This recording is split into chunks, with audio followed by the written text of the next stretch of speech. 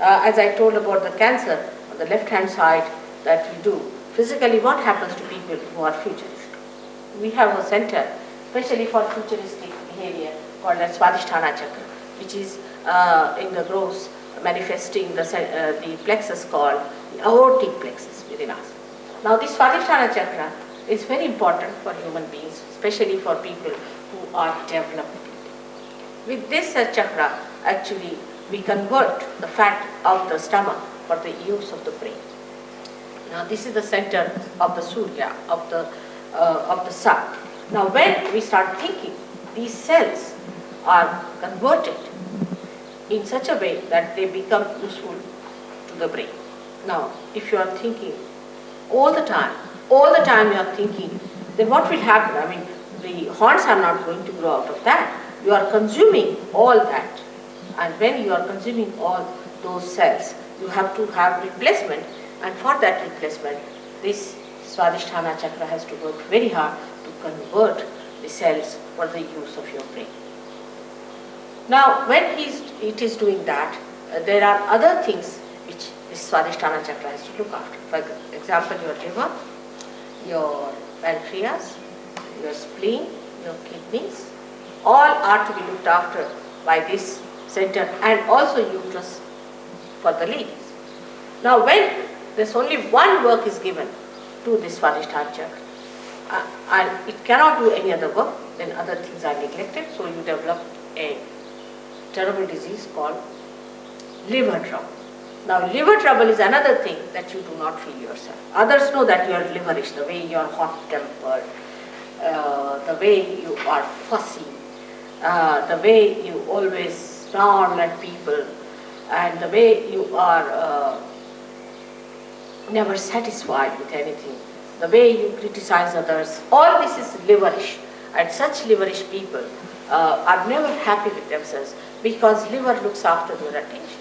And those who have liver problems, their attention is horrid. That goes like this. See, you cannot keep your attention straight. On the street you will walk straight into a car because you are looking at something which you are not supposed to look at. But all the time you are looking at like this, you cannot walk. I mean, you won't find any animal like that who walks like this, but only human beings do it. If you see them on the street, you'll be amazed, where are they walking? They don't walk straight, they don't look straight, but their eyes are going this way, that way, because the attention is wobbly. The attention is wobbly because of a bad liver. So this liver is a very, very important thing.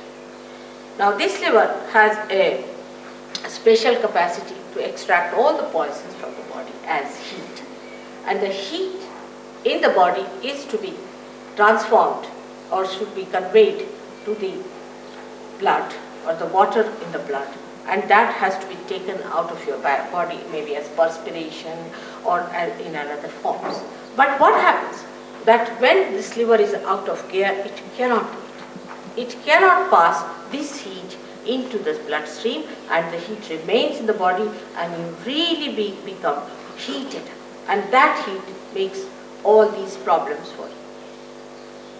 So in Sahaja Yoga, what happens that when Kundalini rises, she changes the form of the blood. The hydrogen and oxygen which are placed because of this heat and all that, in a very funny way, like this, get like that, and they start receiving this heat within them. That's why those people who have bad livers feel little heat when the Kundalini rises.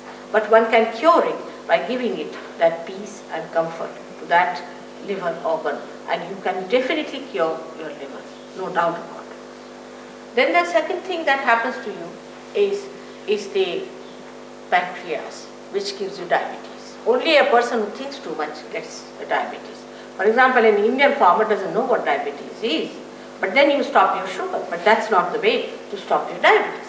Diabetes comes to you because you think too much. The doctors won't understand this. That's why they say it is incurable. But because they cannot connect thinking with the disease. And this is what happens when you are all the time thinking like mad, then diabetes takes place.